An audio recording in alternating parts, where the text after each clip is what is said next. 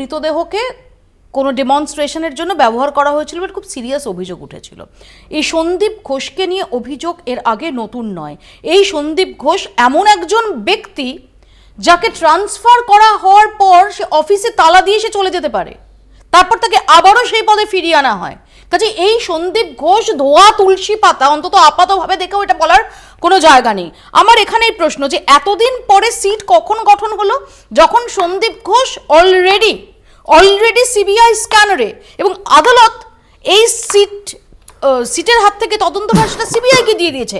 এবার তো সন্দীপ ঘোষের ওপর আরজি করে যদি ঘুঘুর বাসা চলে থাকে তার উপর আরো চাপ বাড়লো।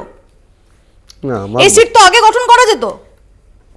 আমার বক্তব্য হচ্ছে, যখন দুর্নীতির প্রসঙ্গ, তথ্য কিংবা সেই সম্পর্কিত কোনো অভিযোগ এসছে, তখনই সিট গঠন করা হয়েছে।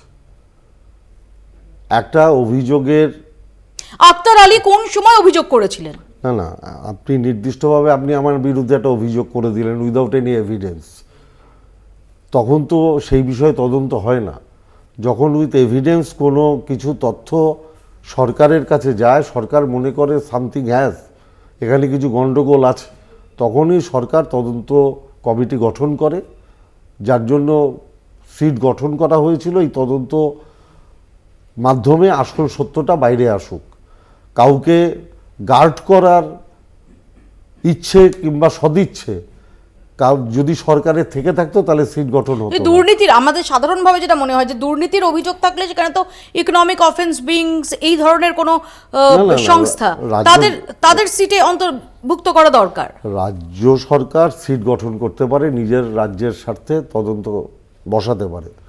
আমার বক্তব্য হচ্ছে, রাজ্য সরকার নিজে খুব ক্লিয়ার বলে, কাউকে বাঁচানোর দায় নেই বলে, এবং এই নোংরা ঘটনার সাথে যারা যারা জড়িত তাদের প্রত্যেকের ফাঁসি চাই বলে মুখ্যমন্ত্রী নিজে পথে নেমেছিলেন। কিন্তু যদি কাউকে বাঁচাতে না চায় তাহলে কেন এতগুলো এই যে গতকাল সুপ্রিম কোর্টে যে সওয়াল জবাব হয়েছে তাতে এই যে সময় নিয়ে যে সমস্ত ডিসক্রিপেন্সি দেখা যাচ্ছে, না আপনি যে টাইমলাইন দেখেন, আপনি যদি পুরোটা দেখেন, একদম আইন অনুযায়ী কোথাও পরবর্তীকালে অবজারভেশনে কেউ কোনো মাননীয় বিচারপতি কিছু বলতে পারেন, কিন্তু আলটিমেটলি এটা প্রমাণ করে দেওয়া হয়েছে যে সব কিছু আইন মেনে হয়েছে।